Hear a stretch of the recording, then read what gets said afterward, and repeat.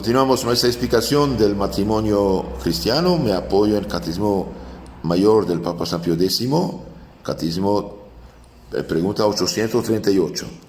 Ahora vamos a hablar ministros, rito y disposiciones. Ministros, rito y disposiciones. Y después tenemos tiempo, hablaremos de las condiciones e impedimentos. Pregunta 838. ¿Cuáles son los ministros del sacramento del matrimonio? Los ministros de este sacramento son los mismos esposos, los cuales recíprocamente confieren y reciben el sacramento. Entonces, los ministros de este santo sacramento son los mismos esposos, los cuales confiere uno a otro y reciben el sacramento. Por eso cuando el sacerdote dice, por ejemplo, Pedro, ¿tomas a Lupita como esposa? Sí la tomo. Lupita, ¿tomas a Pedro como esposo? Sí la tomo.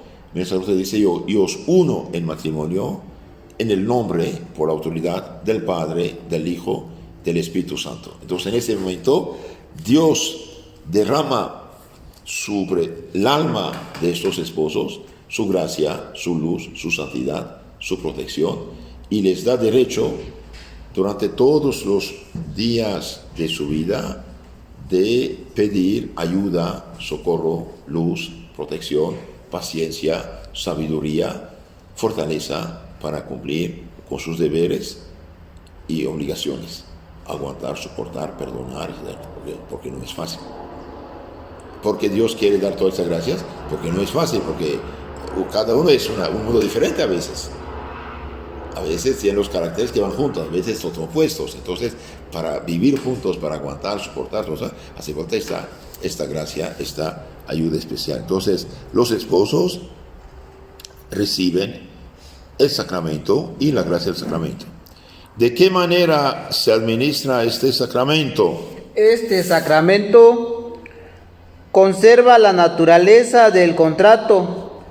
Se administra por los mismos contrayentes con declarar en presencia de sus párroco o del sacerdote a quien el delegare de dos testigos o os de que unen en matrimonio.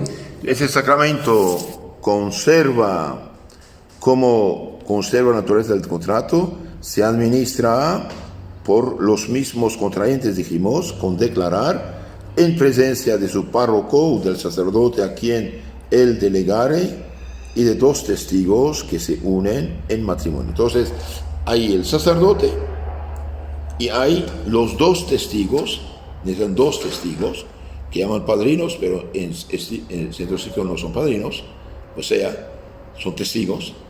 Por si pasaron, nosotros fuimos presentes, si dieron su consentimiento, se casaron por la iglesia con la misión de Dios. Dos testigos y el sacerdote. ¿De qué sirve pues la bendición que da el párroco o el sacerdote a los desposados, a los esposos? La bendición que da el párroco a los desposados no es necesaria para construir el sacramento, pero sirve para sancionar la unión de los mismos en el nombre de la Iglesia, para traer sobre ellos más compositamente la bendición de Dios. De la bendición que da el sacerdote, el párroco o su delegado, a los desposados, a los esposos, no es necesaria para constituir el sacramento en sí, pero sirve, uno, para sancionar la unión de los mismos en nombre de la Iglesia, y dos, para atraer sobre ellos más copiosamente las bendiciones, las protecciones de Dios. ¿Qué intención ha de tener quien contrae matrimonio? Quien contrae matrimonio ha de tener intención, número 1, de hacer la voluntad de Dios que lo llama tal estado. Número 2, de procurar en él santificación de su propia alma. 3, de educar cristianamente a los hijos si Dios se los diere. Entonces la intención de la persona que contrae matrimonio, que se casa, uno debe tener la intención de hacer la voluntad de Dios, que lo llama a tal estado de casados.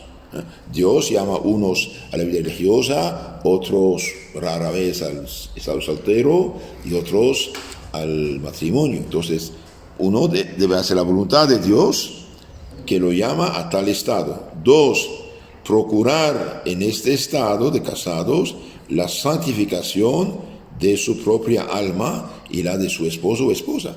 Se casa para santificarse, se casa para salvarse, se casa para servir a Dios. ¿Sí? 3, de educar, debe tener la intención de educar cristianamente a los hijos, si Dios se los diere, si los Dios conceda hijos, debe educarlos. Entonces, uno se casa para hacer la voluntad de Dios, que lo llama a tal estado. 2, para procurar su propia santificación. San Pablo dice, mejor casarse que quemar de deseos malos. Por ejemplo, el Imperio Romano decadente de los últimos siglos, había tanta por corrupción, tanta decadencia, tanta riqueza, tanta flojera. Había muchos solterones viciosos, no querían carga de familia, de hijos, pero eran viciosos, bajo todas las formas. Y eso no es correcto. Eso no es correcto. Por eso San Pablo dice, mejor casarse que quemarse de deseos malos. Entonces, santificarse en su propio estado. Los esposos, cuidado, son ministros de Dios. Los esposos van a ser utilizados por Dios para continuar la creación de los hombres al darles hijos, pero ellos también deben educarlos cristianamente, catequizarlos, darles el buen ejemplo, corregirlos y bautizarlos, llevarlos a los santos sacramentos, a la iglesia, para que sean santos y lleguen al cielo. Bien, entonces la intención es importante, hacer la voluntad de Dios y saber que una vez casado es para siempre. ¿Cómo se dispondrán los novios para recibir con fruto el sacramento del matrimonio? Los novios, para recibir con fruto el sacramento del matrimonio, número 1, han de encomendarse de corazón a Dios para conocer su voluntad y alcanzar de Él las gracias necesarias, y en tal estado. Número 2, han de consultar a sus respectivos padres antes de hacer ninguna promesa, como lo exigen las obediencias y respeto que se les debe. Número 3, han de prepararse con una buena confesión y a un general de toda su vida, si fuera menester, necesario. 4, deben apartarse de toda peligrosa familiaridad en el trato mutuo, ya de palabra, ya de obra. Entonces, los novios, los futuros esposos que quieren casarse, hacer la voluntad de Dios, fundar una familia cristiana, deben hacer varias cosas. Primero, han de encomendarse de corazón a Dios para conocer su voluntad y alcanzar de Él las gracias, ayudas, luces necesarias en tal estado. Entonces, deben, Señor, ayúdame para hacer un buen discernimiento y tomar la buena decisión.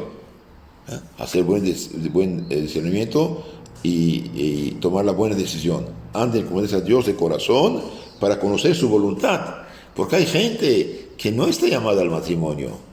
Sin embargo, quemados por el deseo carnal, quieren absolutamente tener este muchacho o esta muchacha. No es correcto. No es correcto. Eso es peligroso. Después van a llorar toda su vida. Entonces, pedir a Dios, encomendarse de corazón a Dios para conocer su voluntad, si Dios quiere que se case.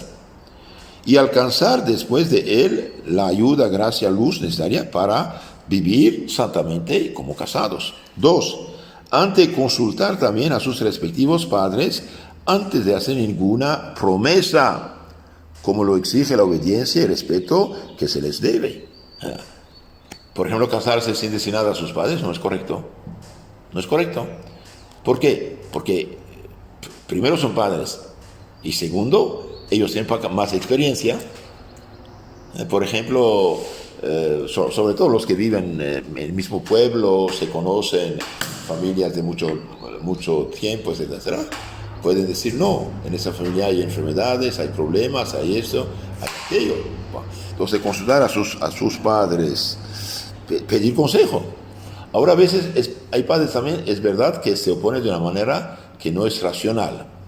Hace falta un poco distinguir, rezar, pedir luz. Pero cuando tiene argumento, por ejemplo, una familia de borrachos, supongamos los muchachos son borrachos, y los papás de la novia dicen, no hija, no te cases, pero voy a convertirlo, voy a mejorarlo una vez casada. Olvídalo, si creció borracho, será borracho. ¿Sí? Tienen, no sé, enfermedades graves, parálisis, esto y aquello, etc. Entonces, no, hay peligros, escuchar.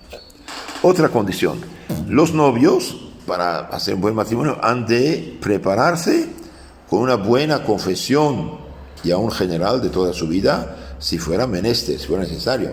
Hay una persona, por ejemplo, nunca se confesó, o poquísimas veces se ha confesado, de una manera muy ligera, superficial, hasta mala, es bien para que lleguen abundantes bendiciones sobre sí en su matrimonio, hacer una confesión, limpiar totalmente su alma de todo pecado.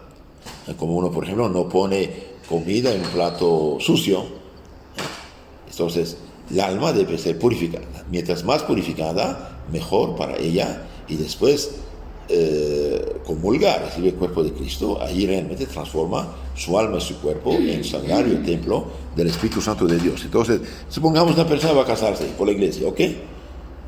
Vivió mal, tiene pecados, no se confiesa, se casa por la iglesia. ¿Qué pasa? Y viene a hacer un sacrilegio. Está casado, sí, pero no tiene la bendición de Dios, no tiene la gracia, no tiene la santidad. Ahí el demonio tiene más poder sobre él. Y al comulgarse, hace doble sacrilegio. Entonces dice, confesarse bien y aún hacer una confesión general de su vida. ¿Por qué? Porque uno empieza una nueva etapa en su vida. De hecho, en este caso del matrimonio, por ejemplo, o también la vida religiosa, una confesión general es como un segundo bautismo, que purifica, santifica, etc. Y finalmente, los novios bien deben apartarse de toda peligrosa familiaridad en el trato mutuo, ya de palabra y de obra. Entonces, no es porque son novios que se pueden comportarse como si fueran esposos. No son esposos. Por no ser esposos, bien no tiene ningún derecho. Lo que uno no daría a su propia madre o hermana, no puede hacer con su novia. ¿Por qué? Porque no es su esposa. Una vez bendecida, bien los dos se hacen uno, y Dios quiere su amor, su cariño, sí lo quiere, pero antes no. Entonces los que dicen, de todo modo vamos a casarnos, entonces vamos a hacer lo que queremos juntos como si fuéramos esposos. No, señor, es pecado gravísimo. Es como poner, 10 toneladas de arena y construir la casa sobre la arena. Ningún persona haría esto, ¿por qué? Porque va a caer, sea lluvia, etcétera, etcétera. Entonces los resumen, ¿cómo deben prepararse los novios? Uno, dijimos, han de encomendarse de corazón a Dios para conocer su voluntad y alcanzar de Él las gracias necesarias. 2, consultar, tomar consejo de sus padres. 3, han de prepararse por una buena confesión y a un general de toda su vida, como si fueran bautizados de nuevo, en el sentido que purificados totalmente. Y 4, deben apartarse de toda familiaridad. ¿Cuáles son las principales obligaciones de los casados? Las principales obligaciones de los casados son, número 1, guardar inolvidablemente. Las principales obligaciones de los casados para guardar inolvidablemente la fidelidad conyugal y portarse siempre en todo cristianamente. 2, amarse uno a otros, soportarse con paciencia y vivir en paz y concordia.